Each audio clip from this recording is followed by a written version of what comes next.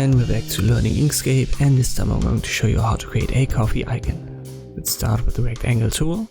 As long as it's active, you've got this circle up here that you can drag up and down to create curvatures. Just create something like this. I've got the rulers active. If you can't see them, press Ctrl R. I've got the snapping enabled and I need this plus sign active. And now I can drag a guide to the center position. And I use the Bezier tool, left click to cover the top half. I give it a fill, no stroke, so that you can see properly. Hold shift, click on the black element, path and difference. Now transform it a little bit.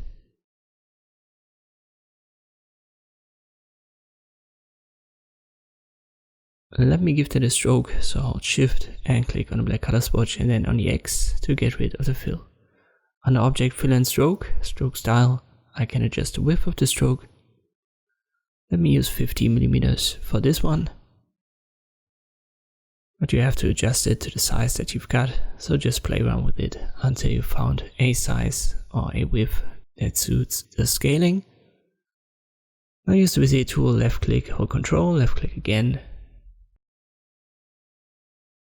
Get to the bottom, left click drag. And you have to increase the stroke width to the same size as you had for the cup. So it was 50 here.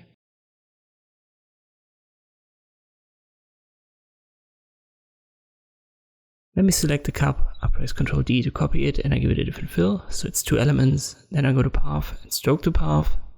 Only the top was selected, then path and dynamic offset. I'll drag this icon upwards. I'll select the black element on the right, stroke the path. So the red is on top, shift click so that you've got both selected, path and difference. And that has given us this little cut right here. Now let's create some heat waves. Just left click drag and left click again. Once again use the same width, so 50 in this case in millimeters. And you can use the nodes tool to adjust it if you have to. I have to a little bit. And also drag the handles to adjust the curvature.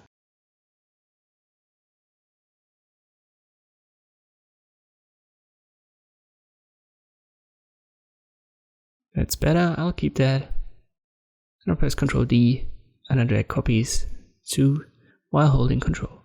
Select all 3. We go to Object, Align and Distribute and use the distribution function. We can once again use a guide to find the center position.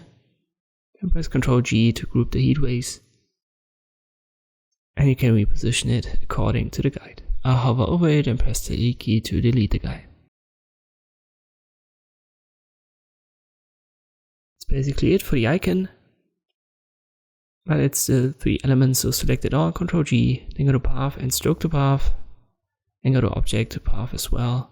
So everything now is just a fill color and there is no stroke anymore.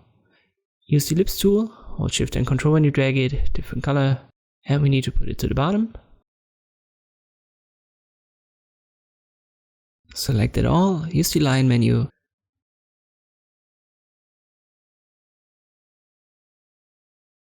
But you can see it doesn't look that good, so readjust the position by I. And make sure that you hold Ctrl when you drag it to the right hand side, so that it snaps to the horizontal level.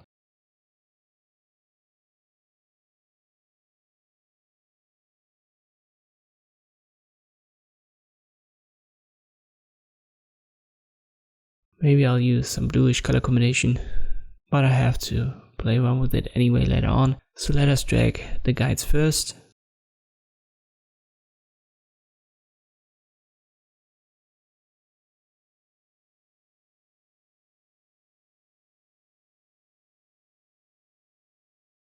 We don't need guides down here, it's covered, but we need another one right there on the left bottom. Now use the Bezier tool and follow your guides.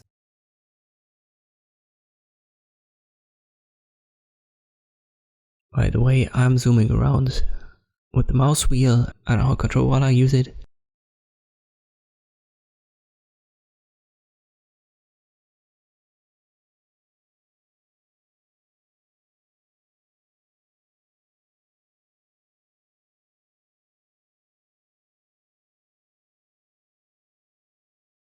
Oh, I have to rearrange this guide. So let me deselect the Bezier tool.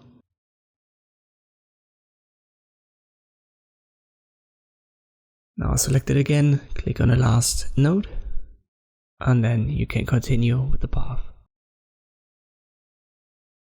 Close the shape. Let me give it a fill, no stroke.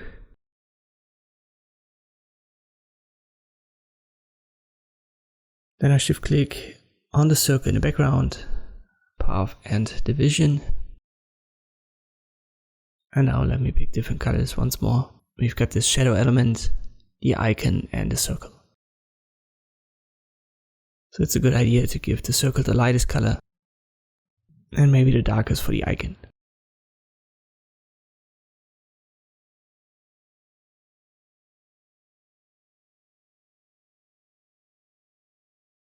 Let me go to Edit and delete all guides. Select it all, Ctrl G. And this is how you can create this coffee icon in Inkscape. I hope this video was helpful. Thanks for watching and I'll see you next time.